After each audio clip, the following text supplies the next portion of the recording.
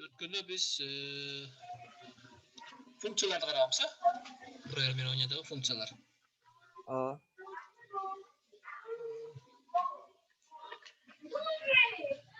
Жалпы программированияда өткен сағат теманы қайталайсыз кішіне. Программированияда подпрограмма деген түсінік бар. Аты айтып тұрады, программаның ішіндегі программа. Подпрограмма қандайғы атқайы, жаңағынан параметрлер қошу мүмкін. Негізі общий программированиядағы подпрограммалар екі түрге бөлінеді. Процедуралар, анан функциялар деп. Процедуралар тек кто знаком с Паскалем, Паскальда таныш болғанда біледі. Процедура деген сөз менен келет. И основной отличиесі процедуралар функцияларға қарағанда результат бербейді, но выполняет действие. Алеме функциялар қандай действие қылышады, алардан они возвращают результат. Аржалып айтылып қалып. Негізінде общий программированияда подпрограммалар екі түрі бар. Процедуралар және функциялар. Процедуралар только выполняют действия и не возвращают результат. А функции, наоборот, возвращают результат и в то же время выполняют какие-то действия в теле, да?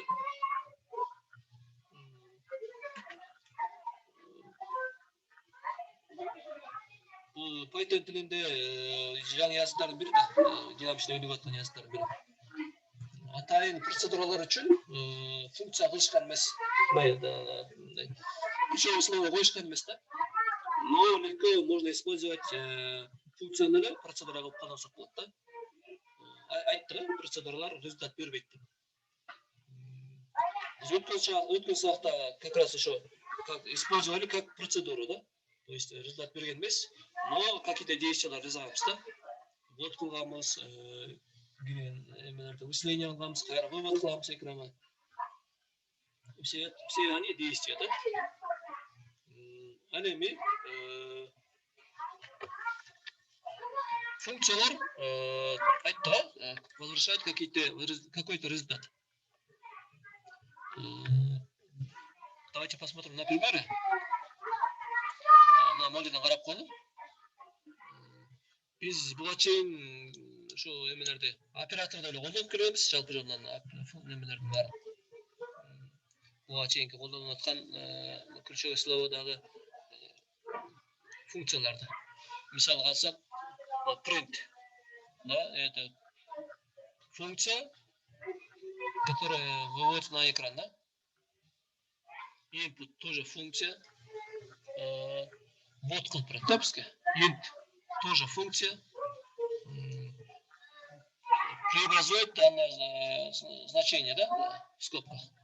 Float тоже функция. Преобразует к вещественному числу, да. Str преобразует к строковому типу. Type определяет, что тип данных, да. Шун бәрі біз қолданғанымыз. Оказывается, все они функции. Функцияны өткенге чейін операторды қолданғанбыз, да. Мұндан кейін аларды өзімді атымен қолданамыз, функция деп. Бұларды функциялар бізге несі ғана белгілі? Интерфейс деп қойды, ошоны ғана белгілі, да, бізге. Интерфейс это названиясы, мысалы print, input, int и içindегі параметрлер. Допустим. Мысалы, көп қолданып атқан да print алалық.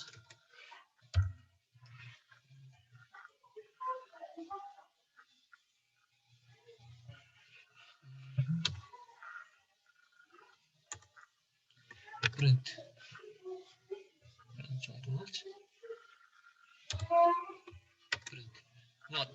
Вот, с помощью подсказки там бізге көрінеді, да? Мындай параметрлер бар екен, да, бізге? То есть value, значениялар чарсақ болады екен. Если их несколько, то они перечисляются через запятую, да? separate. Это разделитель, да? Бірнеше значение болса, ошолорду можно разделить каким-то символом, да? End. Это у нас конец, что print выполнение болып біткеннен кейін не болуш керек? Обычно с новой строки башталат, кейинки принттен чыгарып жатқан значение. Обратная слежь менен. Файл эс-сүз эс-дагы. Это по умолчанию экранга чыгарат. Эс-дагы деген ошо экрандыкы да. Флаш болсо ошонун флагы да. Эгерде муну туру болуп туруп, бул жерде неме кылсак, файлга жазсак да болот да. Көрдүңүзбү? Могул эмнеси белгилүү экен бизге? Название функции и параметрлер белгилүү болот экен да. Кээ бир ошону интерфейс деп коюшат. Бирок бул функциянын ичинде эмне действие кылып атат бизге белгисиз да. Мисалы экранга кантип чыгарып атат? Биз түшүнбөйбүз да. Экранга чыгарыш үчүн дагы көптөгөн мындай эмелерден өтүш керек, этаптарды. Анын үчүн экранды драйвер менен байланыш керек. Сообщение чыгарыш керек. Биз берип аткан значениени кандайдыр координатага коюп, анан подсветка кылып көп эле действие болот да. А бизге болсо мындай жөнөкөйдө көрүнөт. На самом деле бир нече действиелерден турат да. Ошонун баарын действиелердин баары бизге көрүнбөйт да. То есть операторлордун баары ичиндеги коддору. Бизге только названиясы белгилүү, параметрлер белгилүү. Поэтому иногда ошо процедураларда функцияларды черный ящик менен салыштырып коюшат. Ичиндегиси бизге көрүнбөйт да. Эмне действие кылат, какие действиялар жасайт, анысы бизге белгисиз. Только бизге названиясы эле белгилүү, параметрлер белгилүү. Биз айтып аткан ошол print, input, int дегендин баары стандартный функция да. То есть они предопределены языктын ичинде разработчиктер башынан эле ошолорду түзүшкөн да. Поэтому они называются стандартными функциями. Биз болсо ушул сабакта пользовательский функция түшкөндү үйрөнөбүз. Өткөндө баштаганбыз, ошону улантып атабыз. Пользовательский дегени бул компьютердин пользователь эмес, имеется в виду программиста да. Эми ушул жерден функция менен процедуранын айырмасын карай кетели.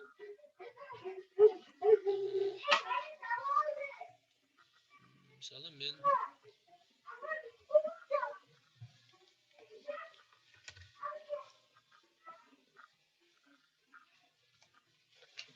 мындай койсом, мисалы int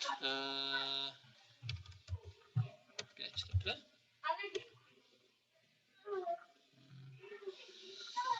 Так.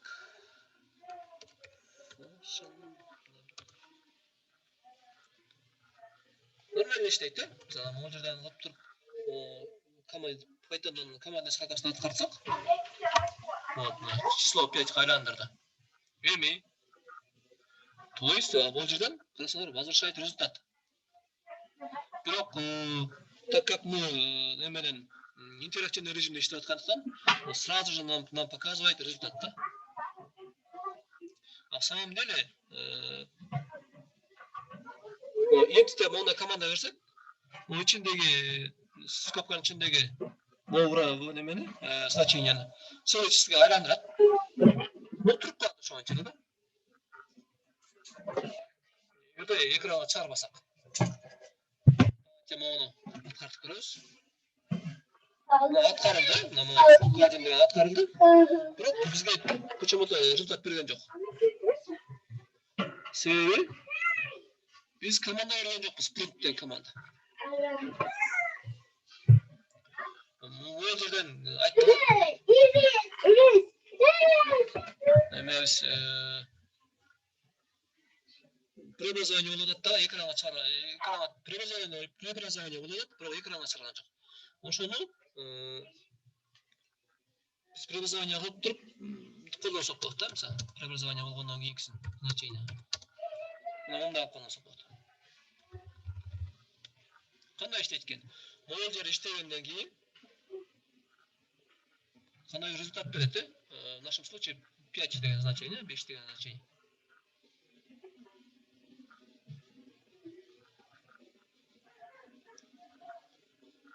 Так, kechirasizlar hozir. Так, mo'ljal значение berib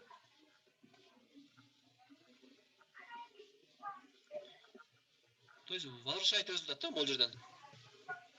Результат chiqib turib, ana o'shani суммировать etib, qayta экранга chiqaradi. То есть ага, значит, жазасы. Если print desek, значит, сразу шығарады. Давайте посмотрим. На көріп 10 дейді. 10 қаяқтан шықты? Сперва 10 айландырды. Число айландырды. 5 деген шықты. Аны 5-ке қосты 10 болды. Аға жазып қойды. Присваиваниемен. Қара экранмен аға шығарды. То есть mo'ljal возвращает результат. Значит, это функция. Эми biz өткөндө примерде так. Вот. Бұл жердегі примерді қарап көрелі. Өткенде моны пример алғанбыз. Ушул жерден бизге результат бербейт да. То есть он работает как процедура. Қарап көрсеңіздер мына. Div count food. Food, div деген ключевое слово екен. Count food деген это название функции. Потом идет круглая скобка и двоеточие. Бұл жерден ішінде параметрлер кетіші мүмкін да. Егер бұл керек болса. Count food'тан кейін. Скобканың ішінде. Андан кейін не отады? Екі значение кіргізді отады да бізде. Аны значениесін кіргіз, целое число айландыр. Бұл значениесін кіргіз, бұл айландыр. То есть число айландыр. Целое число. И ошол значениелерді printпенен суммировать етіп тұрып, бұл жерде экранға шығарып қойдық, сообщениені қосып тұрып. Қандай іштейді екен? Пока мы іштейді бұл участвовался. Онда масштаб іштейді. Главная программа с modules, моға чейінкіз подпрограмма, то есть функция в нашем случае. А моға масштаб, моға чейін главная программа. Modules подпрограмма өткен, modules болса главная программа. Ушындай ережелер, подпрограммалар, в нашем случае функцияның бары сперва должно быть описано, прежде чем использовать. То есть, қолданудың алдында мұнда бүт описание болып тұрыш керек. Қарасылар, главная программаның астында тұрады. Эме болса, функциялық үстінде тұрады да. Так как үсті жақтан алдын көзі атқарылғандықтан, жоғыртудан төмен қарай. Пока mo'ljal атқарылмай тұрады. Оны осы. Оны так, count food деп вызов болғаннан кейін ғана атқарылады да. Вызовтен қашан болады екен? Атын атап, функцияның атын атап, егерде керек болса параметрлерін бергеннен кейін ғана мояқ іштей баштайды. Бұл жерден де ушындай. Count food деген учудан мояқ іштей баштайды. Ачын іштей тұрады. Бұл жерден бізге неме жиынтық бербейді. Давайте мен сақтап қойдым оны, екен қарап көресіз. Так, вот.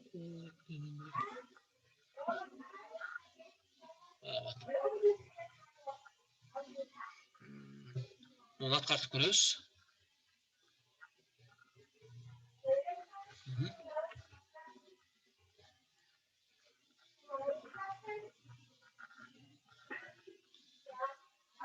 Ол іштеді, сколько бананов и ананасов деген іштеді.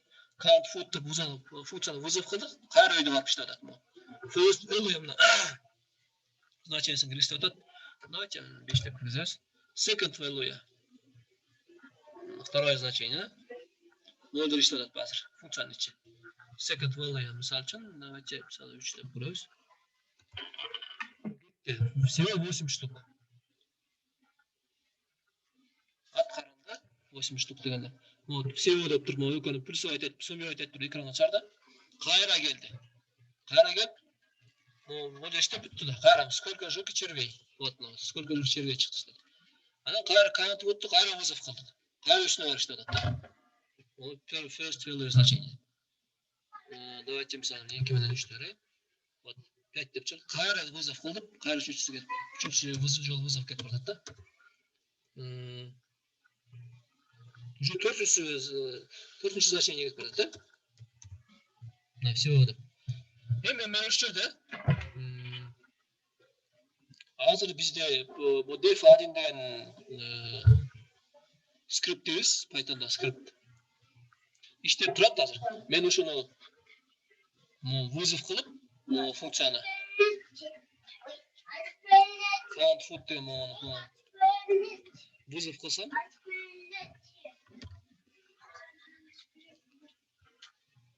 давайте мен наградный ношу, мен даже мындай кылам да, print деп туруп. Biz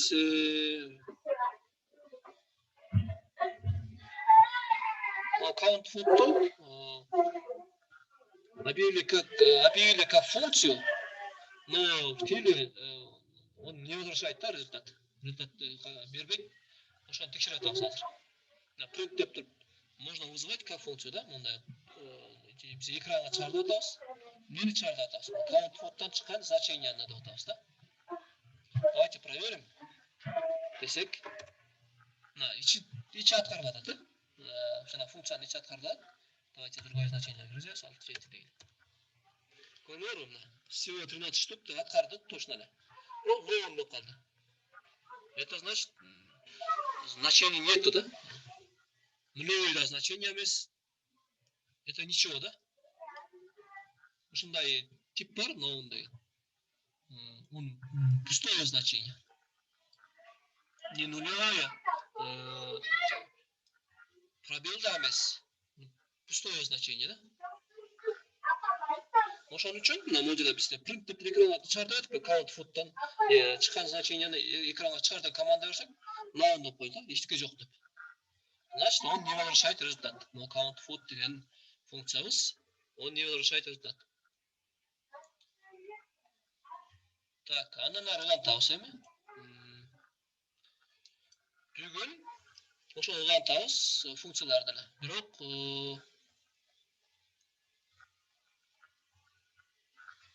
локальный жана глобальный переменный дегенди карайбыз. Кыскача мындай да. Локальный аты айтып турат да. Только функциянын ичинде турган переменныйлар да. Бир эреже бар. Локальные переменные не видны в главной программе. То есть функциянын ичинде описание болгон переменныйдын баарын биз главный программадан көрбөйбүз. Аны жана айттык, мисалы, int деп туруп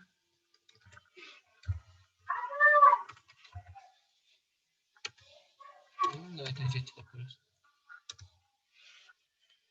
Бизге могул аты, ичиндеги параметрлерин бердик. Интерактивный режимде иштеген үчүн сразу эмесин жыйынтыгын берип атат, биздин могу инттин ичинде айттык фунда стандартный функция деп. Инттин ичинде кандай переменныйлар бар, биз билбейбиз да. Это нам как черный ящик, да. Ошол сыяктуу эле биздин функциянын ичинде объявление болгон переменныйдын баарын главный программада көрө албайбыз да. Атайын жазылган бул, чтоб эмени бузбаш үчүн. Структурный программированияны бузбаш үчүн. Себеби главный программада туруп эле функциянын ичиндеги значенияларды өзгөртө берсе, анда башлагандык болуп калат да. Кайсы учурда главный программада өзгөрүп атабы же функциянын ичинде өзгөрүп атабы билинбей калат да. Это путаница болуп калат. Ошон үчүн атайын жазылган бул ради безопасности. Александр. Қандай денсаулық жақсы, іштер жақсы, Алла жақсы. Гена носит. Так, кешіресіңдер.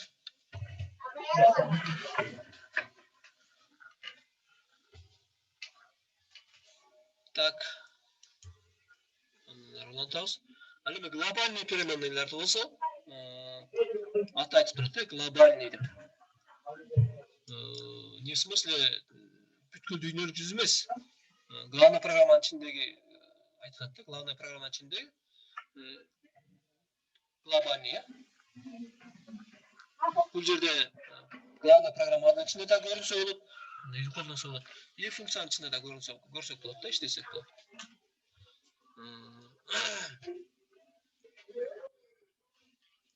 Айтып кетеді. Локальные переменные видно только в локальной видимости. То есть функцияның ішінде ғана қолданылады, локальные переменные. Глобальные переменные видны везде, да? Везде функцияның ішінде дағы, главная программаның ішінде дағы көрінеді, да? И можно использовать. Давайте бұл жерде примерді қарап көріңіз. Біздің учурда екі функция бар. Бірінші функциямыз ректангл, теласы мына молар. Екінші функциямыз триангл, теласы мол. Так, а вот здесь главная программа. Ең бұл жерден кемеңер айтыласар, бұл жерде қайсы глобальный переменный, қайсылары локальный переменный екенін кім айтады? Давайте мен кішірейтіп қояйын, чтоб видно болсын. Глобальный ең ылдый қысу. Фигура. Так, а локальныйлар болса? Екі өйдесіндегі. E менен B, анан E менен H. Молодец. Енді өрегірет па, сен өрегірет па тұрайсың ба, осылай? Ала. Молодец. Ладно, сонда. Атай тура айтты. Шул жерде глобальный фигур. Анан локальный A менен B, A, B, анан A менен E менен H.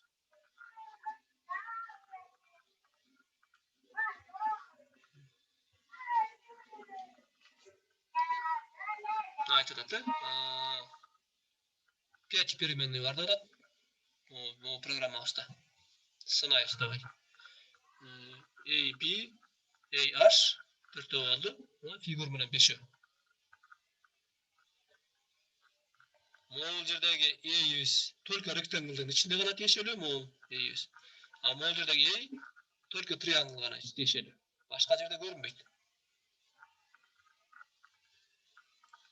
То же самое H только трианглдың ішінде ғана H башқа жерде көрінбейді. А не үшін? Деген сөзге келіп жатыр.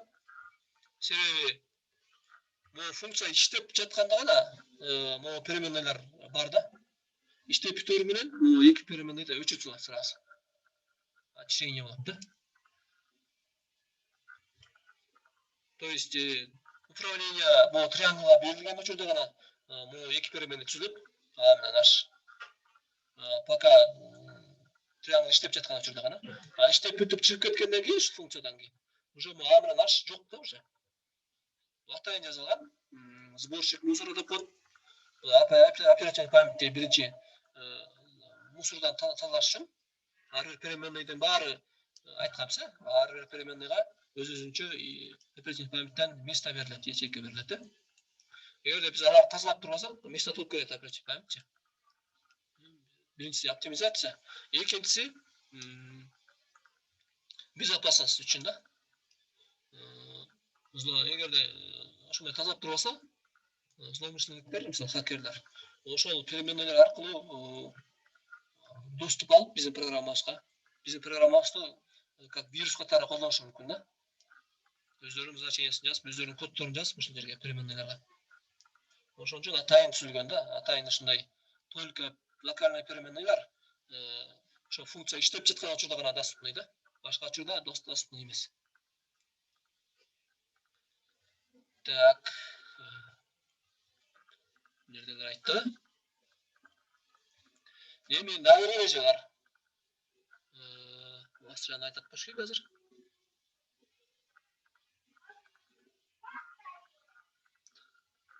Мисалы, print A деп берсек, жана өйдө жандагы кемелер улантса, анда эмне болуп калат экен? Name A is not defined. То есть A деген переменный жок болот да. Жаңы айткандагыдай эле. Алар иштеп бүтүп уже өчүрүп салынган да. Ошон үчүн A деген таппай калды. Эми айттык биз эмеге глобальный переменныйларга функциянын ичинен дагы көрсө болот. Доступ алсак болот деп.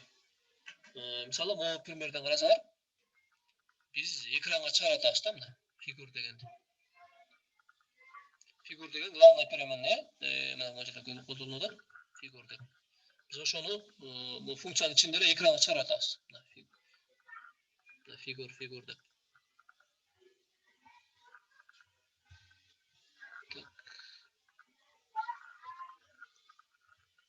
Эмне болушат?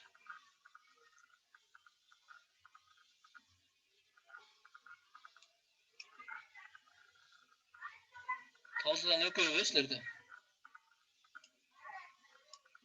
Анда улантабыз анда. Пока кошула берсин булар. Но бул айтылган эреже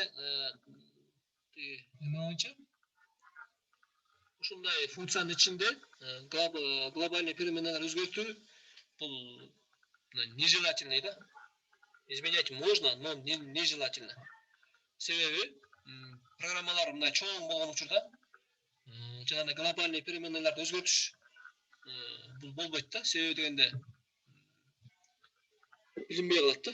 Кайсы учурда кайсы функция ошо глобальный переменный өзгөрттү атка кылган да, чапсал ошибка кетсе. Аябай отслеживать этчи аябай оор да. Ошон үчүн плохой тон программирование кирет, ошондой өзгөртүш. Обычно ошондойлорду новичоктор жасайт. И мындай профессиональный программисттер өзгөртпөгөнгө аракет кылат да. Ради же өзүнүн программасы надежный болуш үчүн, анан эме болуш үчүн тиги. Чтобы өзүнүн нервин дагы сакташ үчүн да, себеби айтканча программисттердин көп убактысы ошо программаны отладка кылганга кетет да. Ошо катасын таап, нормально иштеткен кетет да. Жарымдан көп башты ошо отладка кылган кетет. Анан жөнөкөй эле эрежени сактабагандыктан көп убактысы кетип калышы мүмкүн да ошо. Аны башкача жол менен эме кылышат, глобальный переменныйлар башкача жол менен колдонушат. Аны аста айтабыз да азыр.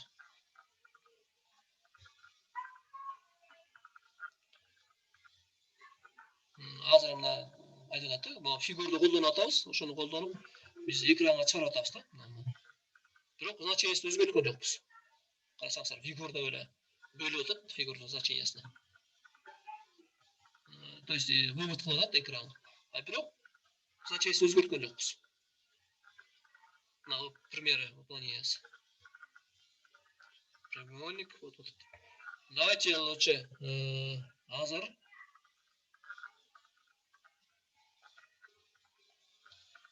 мындан баштап, def rectangle'дан баштап. Аягына чейинкисин жазыкта дагы аткартып көргүлө. Жообун алабыз, текшеребиз. Возможности барбы? Азыр ушундай иштегенге. Ооба. Давайте чогуу иштейли анда. Жаңы файл түзүп алгыла, айдыңды ачкыла да, жаңы файл түзүп алгыла да. Def rectangle'дан баштап triangle дегенге чейин жазып иштетип көргүлө.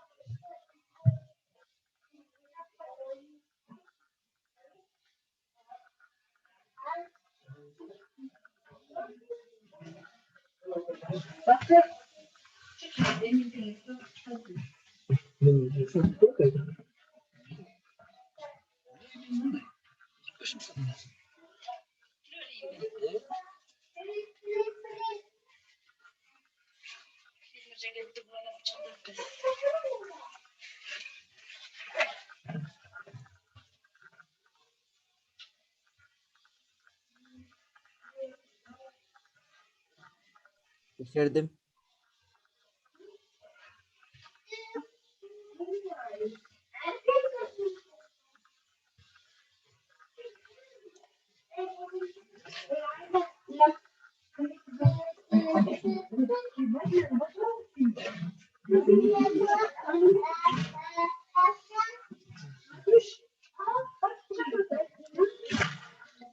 Deutsche Mann.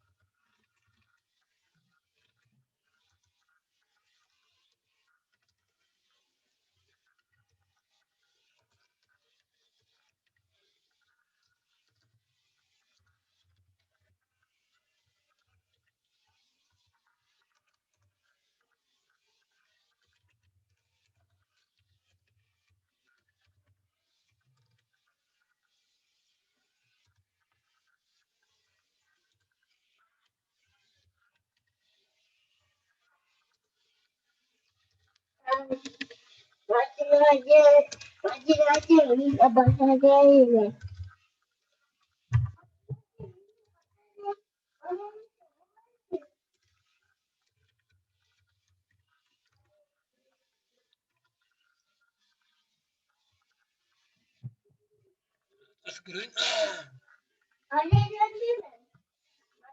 Так.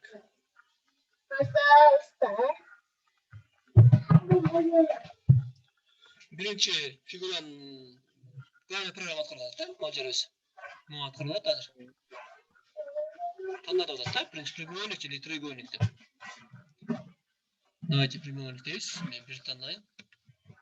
Бірінші таңдаған учурда. Осылай тексереді. Бірде басып, ректангл іштейді анда. То есть моуылан іштейді. Давайте. Бірде таңдадым. Ширина. Ширина іштей баштады. И ширинаны бізге сұрады. Давайте мысалы 3.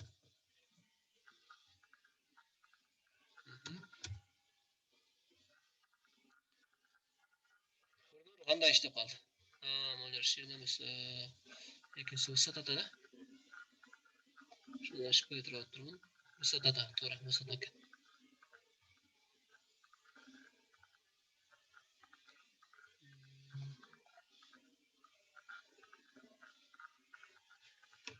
Высота.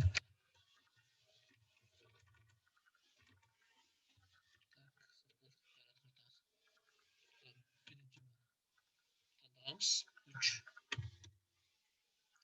Высотамыз, допустим, 4. Площадь 12 деп шықты. Қазір біз үш жерде фигурдың значениесі қанша деп сұрасақ, фигур 1 дейді қазір. Сөз башында мақта біз выбор қыламыз, 1 деп.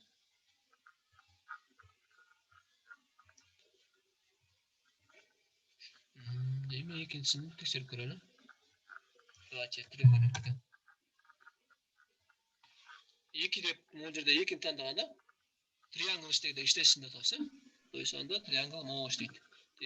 Треугольник, основаниясын кіргізеді кеміз, высотасын кіргізеді кеміз.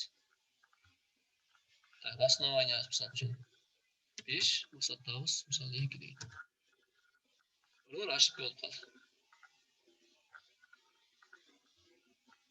Не өт үш жерде? Geçmezler. H is not defined дейді. Бұла чейін көрмеймін жаңа бұрынғысында. Мұны іштеген үшірді бізге ашыққа шыққан емес. Ректанглды функция іштеген жүр. Мұны жер іштеген. Мұны іштеген үшірді, мұны жер почему-то ашыққа шығып қалды. Triangle функция іштеген жүр. Мен осы жерден бір ашыққа кетіріп алып тұрмын. Шул ашықпаны кім тағады? Ашты жазған ба екінші дефте. Triangle деген Мұлдыры? орнына. Азамат. Атай, сен айттың ба? О. Молодец. Бұл жерде ашық болмау, Бұл жерде не болды? Бұл жерде аштың зачесін кіргізіп, ашты меншіктеген үшіде описание болады, определение болады. Біз бұл жерден аштың зачесін шығар деп экранға выражение беріп отсақ, аштың жоқ па да? Шын жерден ашып көрді да, аш дегенде қаяқтан табайын деді да, аштың зачесі жоқ деп. Ашық болып қалды. Давайте сақтаймыз, қайыр атқартамыз. Екі значениесі. Основаниясы 2, высотамыз. Но площадь 5 болып қалды.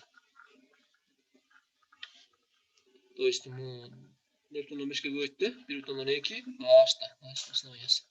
То есть, формуласы. Слишком шынай шықты ғой? Ашып қойды.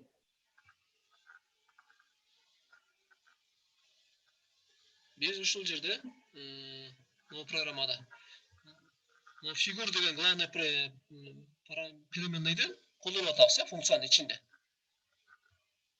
Бұл жерде қолдандық, бұл жерде қолдандық. Bu yakta da kullandık. То есть мы переменныйді значениясын. Bu yakta da kullanып атабыз да. Қарасаңыздар жауын.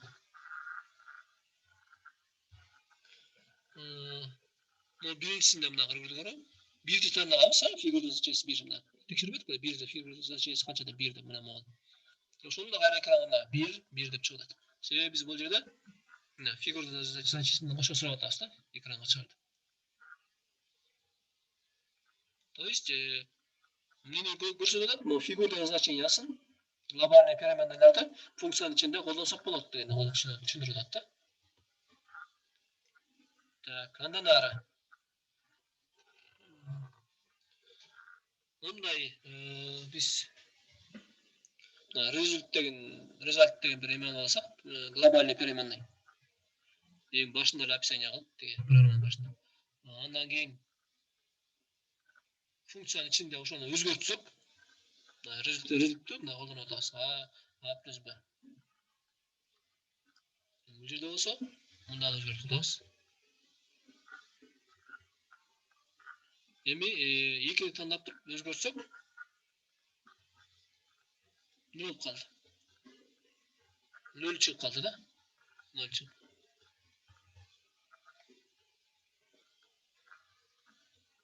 Давайте жана программаны өзгөртөбүз.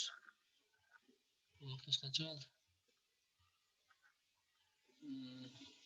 5 минуттан чөтө бул узарып кетет да. Ладно. Кете берсин анда. Силер дагы өзгөртүп, мондагы жана программаларды. Result переменный кылалык, анын значениясын 0 кылалык. Пока комментарий кылалы.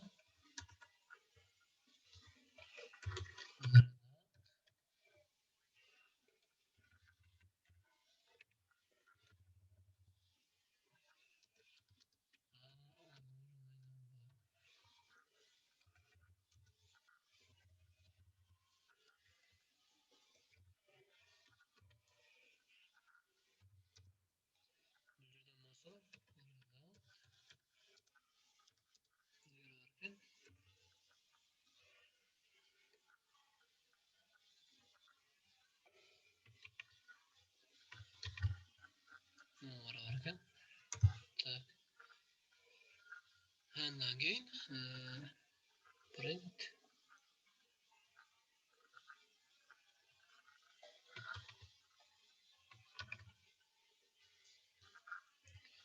f монордан result чыгарып кетебиз, result.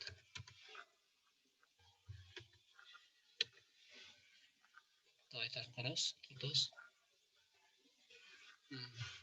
Мисалы бирди тандайлы, биринчини. Ширинасы сурадык. 3, высотабыз, мисалы 5 дейт. Көрдүңөрбү? Площадьыбыз 0 деп чыгып калды. Неге?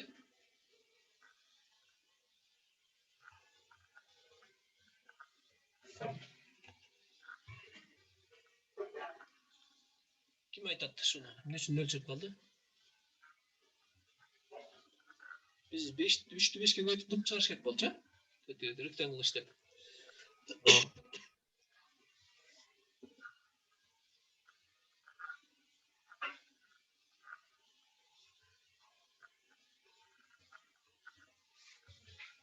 Нолго көйтүп салды. Ноль деген значение жок бул жерде.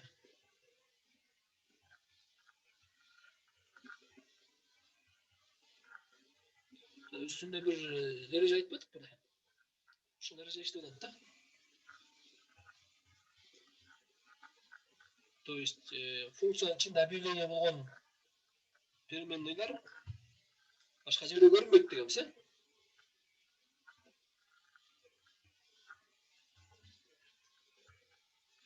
Ошонун негизинде бир эме келип чыгат. Таап көрсөңөр. Кичине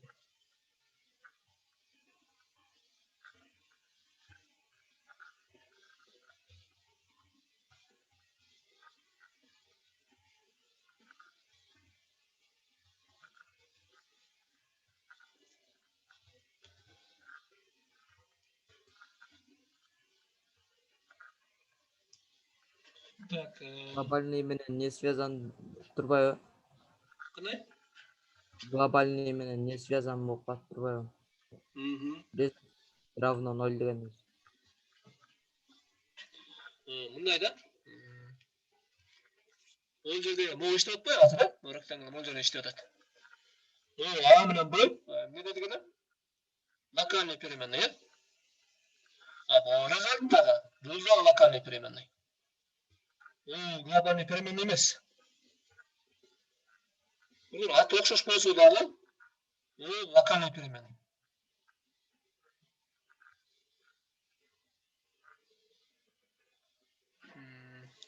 Шуну текшериш үчүн давайте мен могу жерде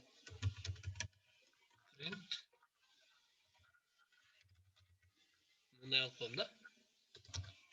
Local variable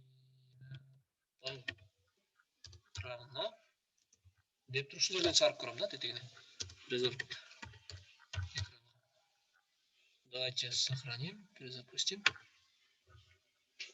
Первое значение. Треугольник тандадык. Жанагындай 2, 3.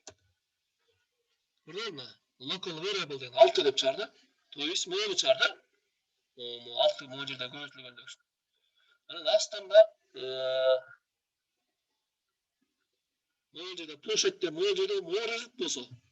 Могу жерде экранга чыгарды атпайсызбы? Глобальный переменный дагы. Ал болсо, могу башына 0 болду эле. Ошону эле эме кылып кой да, тиги. Экранга чыгарып кой. То есть, могу ичиндегисин, функциянын ичиндегисин көргөн жокпу? Главный программа. Только башындагы эле көрдү да. А бизде могу результат болсо, могу иштеп туруп, бечак жоголуп кеткен да уже.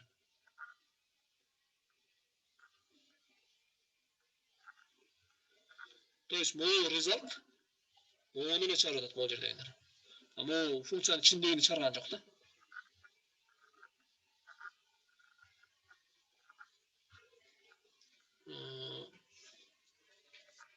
Улантабыз андан ары.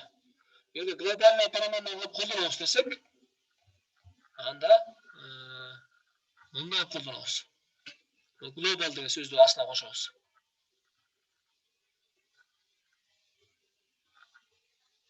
Глобал деген сөз, глобальный деген сөз.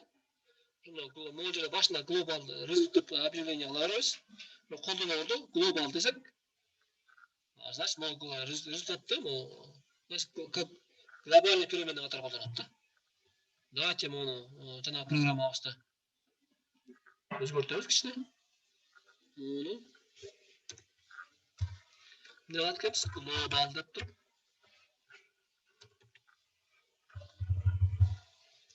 Global result.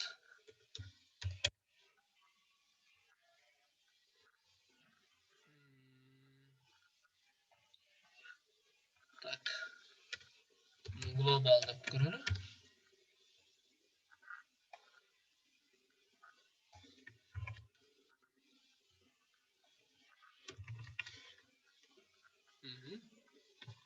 Сохраняем, выполняем.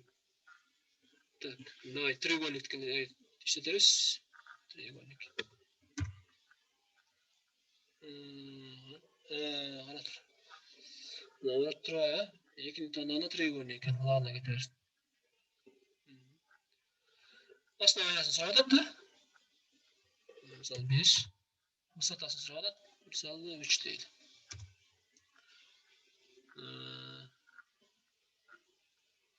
Бул жерде эме болбой калды.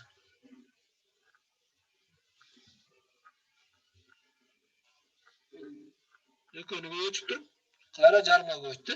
4,5ке. Экөөнү көбөйтсөк 15, 5 менен 3'tү көбөйтсөк 15, 15'ин жарымы болсо 7,5.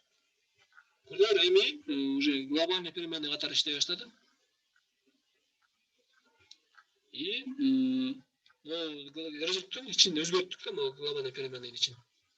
Бул жерде өзгөрдү. То есть биздин бул жерде өзгөрдү. Башында глобал деген сөз жокту. Результат дегенибиз работал как локальный переменный. Ал эми глобал деген сөздү кошкондон кийин уже глобальный болуп калды. И значениесі уже өзгерді да, башында келатқан результат значениесі 7,5 өзгеріп қалды. Қазір бұл жерден біз қайрылы тексеріп қойсақ болады, мысалы, результаттың значениесі қанша десек, 7,5. Ушындай жерден, мысалы үшін, h-тың значениесі қанша деп сұрасақ, көрдіңдер, h деген not defined десе, алдай чақ уже іштеп өчкен да, триангълдың ішіндегі h.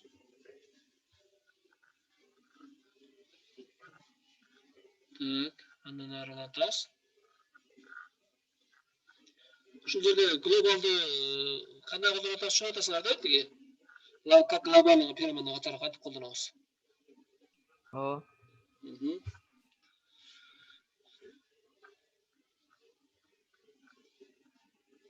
Айтылады. Менять значение глобальных переменных в теле функции – плохая практика.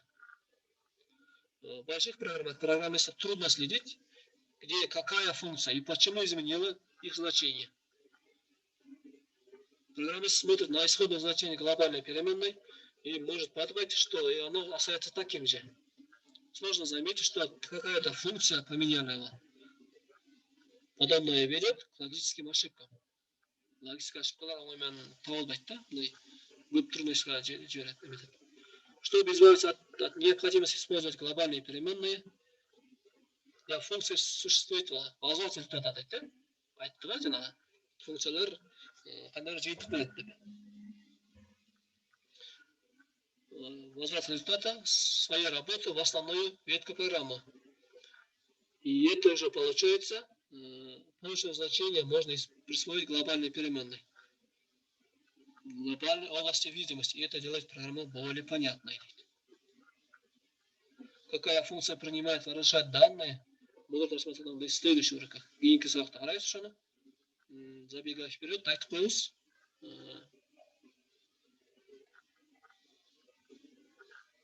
Return деген сөзменен өтеміз. Жиынтықтарға аламыз да. Return деген возврат деген сөзі.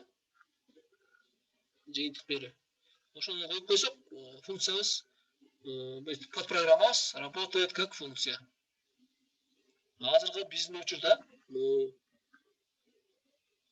учурда біз функция қатар іштеген жоқ та, процедура қатар іштеді. То есть, не возвращает результат. Мысалы үшін, давайте атқартып тұрып сразу тексеріп көреміз. Бұл жерге де остановись, скрой. Print. Давайте мен ректангылдықын іштетіп тұрып, ошоны экранға шығарып тексертем. Ректангылдың значениесін ошо шығардым, ошо функция қандай значение береді деп. Ректангл первое значение, таңдайбыз. Так, içindeki işte da bir de tandağın içinde rectangle var da. Bu şirine de bu işte başladı mı diyeceğiz. Давайте 4. Сотовос 5 değil.